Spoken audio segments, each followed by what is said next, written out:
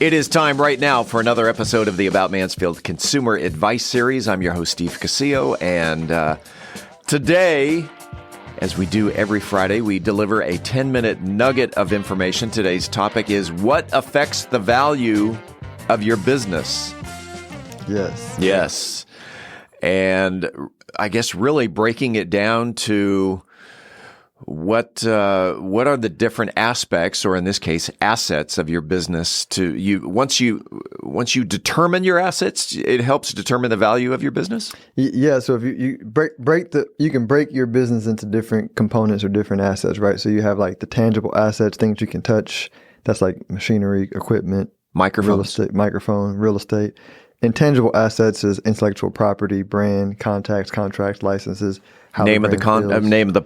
Name of the podcast. Yep. Financial assets are stocks, bonds, cash. And last one is proprietary software and technology. Think of like Apple's iOS system, super valuable part of the company. Okay. And so once you break out the assets, because what happens too in a business is if a business is bought, sometimes you're not going to buy the whole business. Some people might just buy different assets of the business, right? So the business is the sum of its parts. And so it's important to understand the different values of the different assets in the business, right? And then what causes them to change, because they do change over time, right? The one thing that's constant in the world and universe is like change is always happening. And if your business, different components are not changing with the time, then it's going to affect the value of your business. Does it ever happen where a person, an entity, a company will come in and purchase a company in its entirety only because they want 15% of that asset that they hold? Yeah, like in different companies have there are as many strategies for companies acquiring other companies as there are like thoughts. So for example, there might be a company that might say, hey, this is a competitor, right? It'll cost us $1 million. I'm making a number, $1 million to compete against them, or we can just, pay $1 million, then get the 15% of the asset. So we get an asset and then we just put them out, and then we shut the rest of it down and put them out of business. So, that's in that example, they get an asset, and they get to shut the competition off, and it's a better value than like spending a marketing campaign to compete against them. Right. So if a company does have tangible assets, intangible assets, the financial assets, but you know what? I'm only interested in the proprietary software. So I'm going to buy this company 100%, close everything else down, and take advantage of the proprietary software. Yep. It happens all the time. All right. Let's talk about some fundamental foundational principles.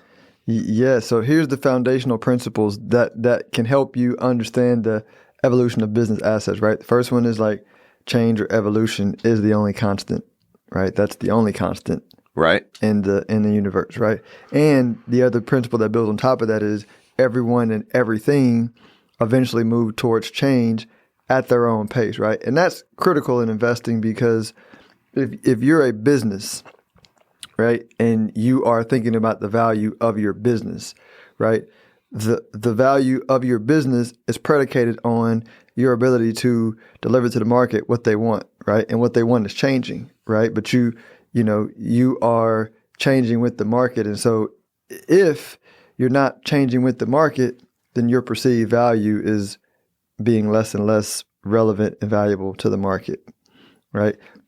Principle number 3, people and teams that help minds move through the change get rewarded emotionally and financially, right? That's huge. Like an example of that might be Podcast Mansfield, right? The way that you market and distribute your business is changing.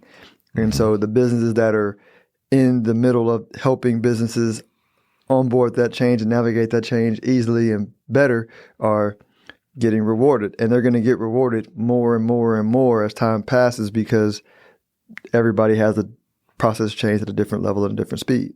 Well, I believe it was the great philosopher Bob Dylan who said the times they are a-changing. And as the times change, you have to adapt to those changes. Absolutely, right. There we go. Absolutely. And the last principle is change is initiated by creativity, right? So meaning like, we all, as humans, we're always doing the same things, right? We're doing the same things. We're making stuff, we're providing services or receiving services. Digital items or non-physical items are a relatively new thing, but entertainment is a old thing. So we're always doing this, building our economy around the same things. But the way that we experience them changes as there's more creativity, right? And so creativity or new ideas are what moves and evolves the market. And so if you're a business where you fall in love with your way of doing things, you're like, hey, this is the way that we did things to get the 10 million in revenue, right? And you look up and all of your clients are 72 or 62, right? That's cool, but like, how relevant are you to the 32-year-olds and 42-year-olds that are becoming the new buyers of your business, right? Because that's going to determine the longevity of your business, right? So if you're not changing with the times of where the world is going, then like the value of your business is going to not be very attractive to anybody who you want to sell it to in the future. And if your clients are 62 or 72, there's a definite ending to that, to your business. That as your business, as your clients get older, and there's going to be an end to it.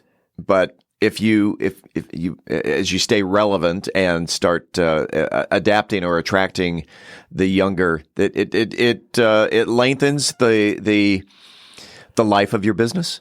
Absolutely, yeah. I call it thinking like an actuary, right? Life insurance companies stop writing life insurance policies after a certain age because it's just not profitable, right? Right. And this is not meaning to be like ages. Warren Buffett and Charlie Munger worked till 90. I'm just talking in probabilities, right? In probabilities, right? People are spending less, they're working less, right? If you're building a business and you're saying, I want to build a business that's going to grow in value over time, right? But you're not factoring in the newer generations into the deliverables you offer the marketplace. Terrible idea, because if you're not relevant to them, your business is not going to grow because the trend of your current clients and their spending power and what they need is going to go down over time. Right. And so with the value of your business. Let's talk about some creative, evolving abilities.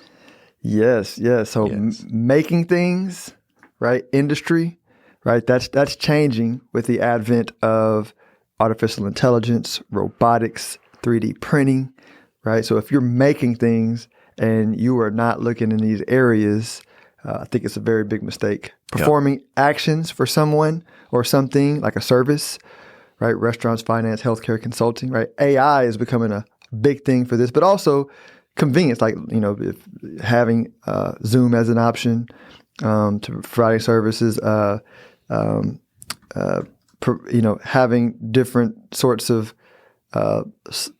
user-friendly software, right, is important, right? But as a service, it's helping your clients interact with you faster with less resistance is very important as a service-based business, right? Making non-physical things is like super attractive, super profitable, something that came with the digital age where you can, have a newsletter, or you can, NFTs, which are not being used at scale yet, but they will be, where you can pre-sell,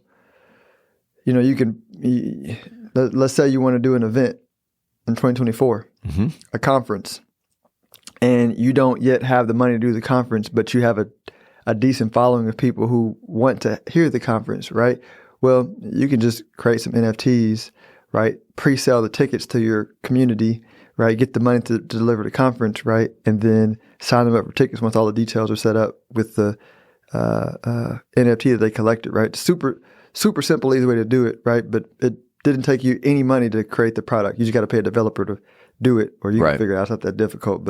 And the end user becomes the early bird. Yep. And they get the benefit of being the early bird. Yep. Almost like a concert pre-sale. Mm-hmm. Yeah. And these are super simple ways that like 5 years ago didn't exist.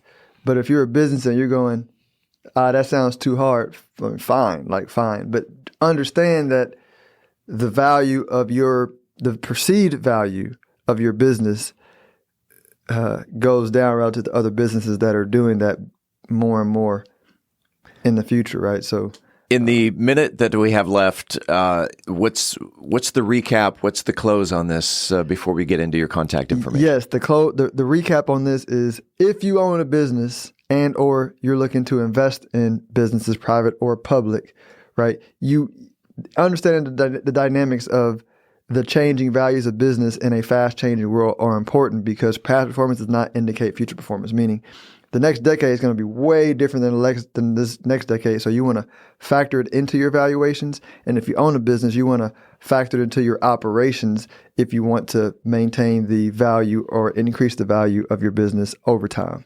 If someone wants to maintain or increase the value of their business, or at least find out the avenue of going about doing it, how do they contact Phillip Washington Jr.? Best way is stonehillwealthmanagement.com. We do financial planning and consultant for businesses doing 1 to 20 million of revenue. Hey, you know what next week is? What's next week? When we do this episode next week, it is our last episode for the year. That's true. Yes. Yes. All right. That's exciting. So we'll see you next week, and thanks for being here. Is it going to be Christmas before we meet? Merry Christmas if I don't see you. No, it'll be the 22nd next week. Okay. So we'll say Merry Christmas next week. Let's do that. We appreciate you listening to the About Mansfield Consumer Advice Series. By the way, if you own a business and you are interested in being a part of the Consumer Advice Series, if you have the knowledge to give information in 10-minute increments to the consumers, shoot me an email to info@aboutmansfield.com. Again, that is info@aboutmansfield.com. We'll tell you how we can get you all set up.